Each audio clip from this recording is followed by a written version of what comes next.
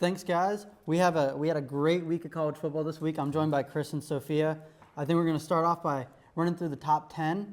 So we've got number 1, Oregon at 8-0, dominated Illinois, but they have Michigan next game. Could pose some challenges. You know, Michigan's been a little bit up and down. You got number 2, Georgia. They're 6-1. They beat Texas pretty handedly, and now they go to a neutral site game against Florida in Jacksonville. So maybe a little bit more Florida fans. It'll be interesting to see what happens. Penn State, 7-0. They beat Wisconsin, and then they've got their real test of the season, Ohio State. You've got Ohio State. They beat Nebraska 21-17. Some controversial calls in that one. Yeah. And now they play at number 3, Penn State. So a big road test for a team that's kind of been up and down all season. Yeah, I'm going to have to take Penn State and against Ohio State. I mean, you know, we'll have to see what happens. They're at home. And hopefully the whiteout will be enough to, yeah. It'll be a noon game. That kind of neutralizes Penn State's advantage a little bit, but I still think it'll be a close one.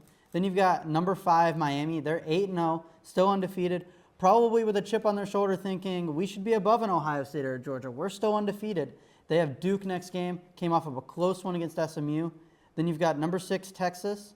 It was a close game. They beat Vandy, but only by 3, and they're on bye. They get to kind of figure it out a little bit, see where the rest of their season's going to go. Then you have number 7, Tennessee. They were on bye last week, and they've now got a kind of an easier home game against Kentucky, but it's the SEC. There's really no cupcake games. Notre Dame, they crushed Navy. You know, America's kind of team this year. Everyone wanted one of the service academies to make it, but sadly, Navy's not going to be the one this year, and now they're on bye. They get to rest up. They really need to win out to make the playoffs. And then you got BYU. They beat UCF this week, and now they're on bye. So they're looking really great in the Big 12, new to the Big 12, looking to kind of run the Big 12. And you got Texas A&M. They beat LSU 38-23, but they have South Carolina next game, who put a beat down on Oklahoma last week. So, and then you got Clemson and Ohio State. They're kind of tied for 11th. I didn't know that the AP poll did ties, but here we are. Yeah.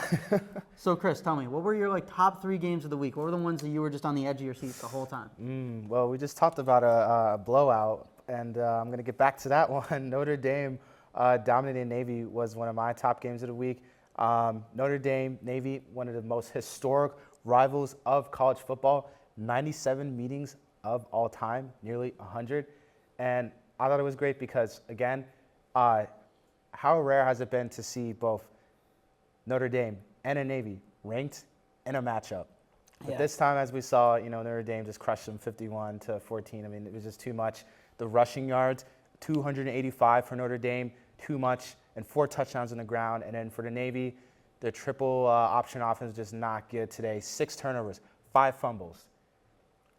And for me, I also say Ohio State over Nebraska, really close, 21-17. It has not looked good for Ohio State's offensive line recently. Only 64 rushing yards, very ineffective today on the ground. Hopefully we'll see what happens next week when they play Penn State against a very stout defensive unit. Yeah, Sophia, what are your thoughts? What are some of the games that you enjoyed this week? Yeah, I really enjoyed 25th ranked Missouri over 14th ranked Alabama when Alabama shut out Mizzou in a 34-0 win. The Tide bounced back after losing 2 of their last 3 games. But in the beginning, both offenses had some struggles. In the first 5 possessions for each team, Alabama punted 3 of those, and Missouri punted all 5. After this, though, the Tide went off running and didn't look back. Mizzou's quarterback came into the game injured, and this did stunt their offense, especially when he had to leave partway through the game, and the backup quarterback just couldn't help bring them back. After this week's bye, it will be interesting to see how the Tide plays against LSU, who just lost to A&M. Yeah, I think if I got to pick one game, I like the obscure games. I like the small teams. I got to pick a little Thursday night action. Kennesaw State beats Liberty 27-24. This is their first win against an FBS opponent after losing their last 10. This is the first time they beat a Division I team since 2022.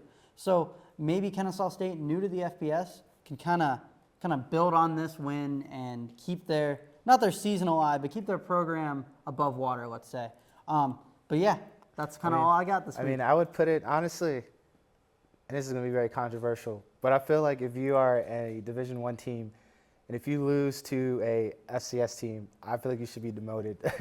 You should You should be, but Are you asking for relegation in college football? I am asking for relegation. You should not be losing. But I'd also add too, number 13, Indiana over Washington, I thought was also another really good game. We just continue to really see the impact of the transfer portal, right, and how it's impacted teams. Indiana just keeps winning, right? They're still undefeated. They're still like, hey, we're trying to get into that top 10 bubble, and hopefully next week, that opportunity can maybe come. But I think we really have to give some credit where credit's due. Indiana, I think, could be the real deal in the Big Ten. Just saying. Well, that's all we got this week. Tossing it over to Kyron and Leo for the Heisman.